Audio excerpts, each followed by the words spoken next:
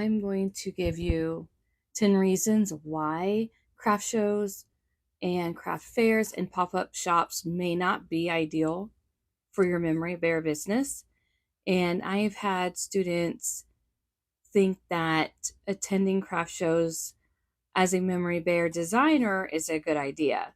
And here are 10 reasons why it's probably not going to go the way you might think it will go.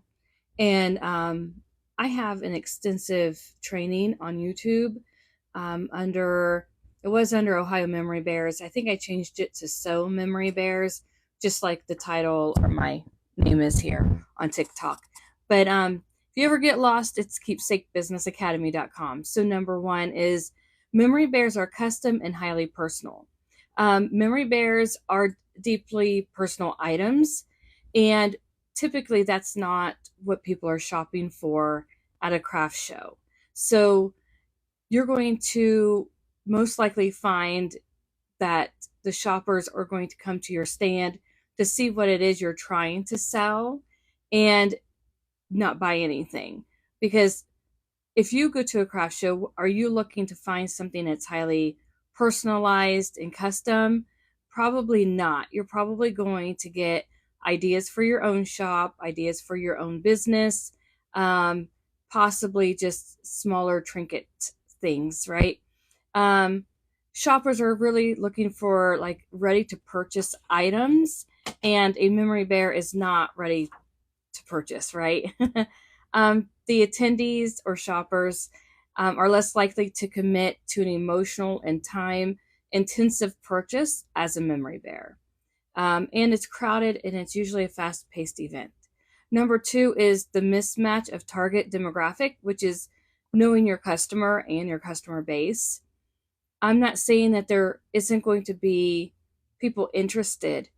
What I'm saying is you're most likely going to waste money as a vendor at a craft show because the attendees are maybe looking for a bargain, or they're a casual shopper looking for more inexpensive impulse buys. And a memory bear, on the other hand, is a high ticket item. It's it's a high value sentimental item that's custom made. You can't custom make a memory bear at a craft show. Number three is limited time for emotional connections. You would be amazed. I've been focused on making memory bears and related keepsakes for 10 years. Now, I've been sewing for over 30 years, but the keepsakes, that's where my specialty is. And after all these years, it's just kind of mind boggling that people still don't know what a memory bear is. And that's kind of why I'm doing what I'm doing. And I have a personal story on my YouTube. But as far as the craft show attendees, like I said, there's really, they don't stand around and have a deep conversation, right? I know when I was a shopper on a craft show, I didn't really go to make connections on a personal level. They're usually fast paced, like I said, and customers really only spend a few minutes on your booth because they want to go to the next booth and get through and see what they can find. Number four is high cost with low return.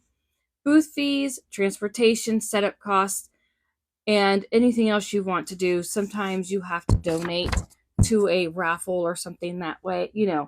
That all costs you money as a vendor. So you're already in the negative when you're going to the craft show.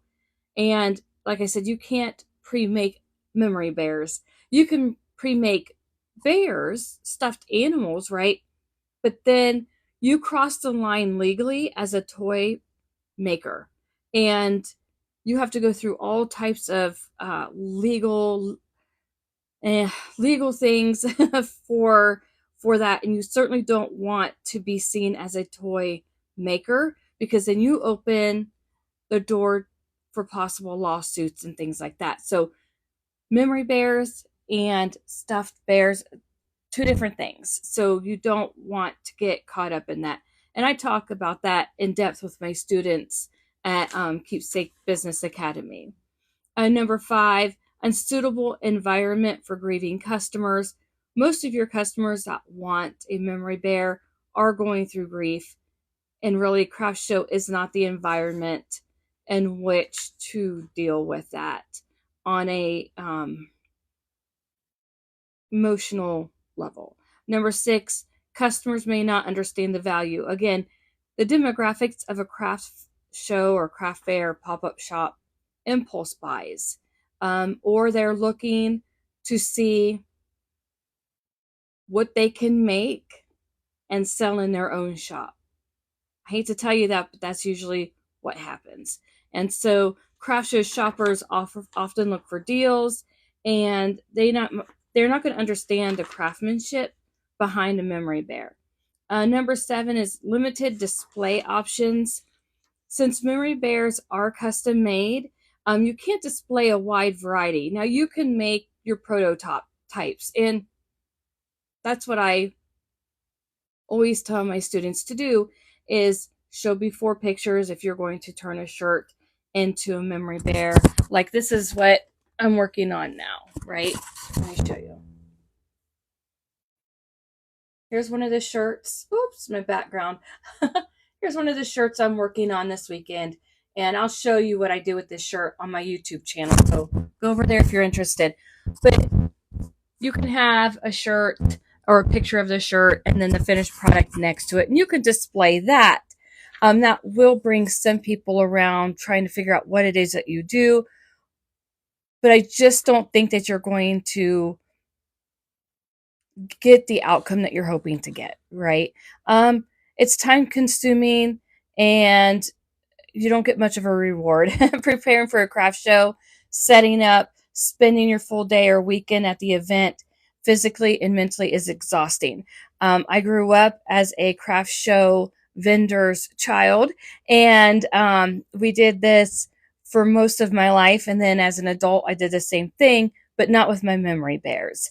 I did that with my, what I call my mass produced handmade goods, and my one of a kind primitive dolls and candles that I did. I did those for 12 years under a different business name, which I closed that business years ago, but it was Sweet Tater Primitives back in the day. And I had a good time, but it's completely different than memory bears and the keepsake business industry. Now, I will say this, if your goal is to get orders for your memory bears and you want to go to the craft show, you can have mass produced items handmade. I'm not saying go to Temu or anything like that. I'm saying if you make candles and memory bears, obviously you can display your memory bears then, but don't rely on getting memory bear orders. What you're going to do is kind of pique the interest of individuals. They may not order with you, but you can always send your business card home with them. But if you're really going there to increase the sales of your business, you're most likely wasting your time and your money. Okay, number 9 is lack of privacy for consultations. Whenever you're processing the order for a memory bear, it is usually highly sensitive information. Somebody is not going to want others to hear. I had an order that dealt with the sudden ending of a loved one's life due to, I have to be careful what words I use, due to taking the wrong substances. And that is a conversation that would never have taken place at a craft show booth or in public anywhere. All right. And number 10 is not enough emotional readiness. Craft show attendees are often casual, festive mood, not in the emotional mindset to make decisions about keepsakes tied to grief, memories, or losses. Now, on the other hand, you have to know there are different words that we use for memory bears that aren't just for remembering the passing of a loved one. And again, I go through this with my students in depth, but I like to keep my videos here short. So just know that there is a disconnect between the emotional state and the nature of memory bears, and it makes it harder to generate orders. So those are just a few reasons why craft shows or craft fairs are not really conducive for your business. All right, it's Stephanie Graham's Sopreneur over here at OhioMemoryBears.com. and keepsakebusinessacademy.com. Have a great rest of your day.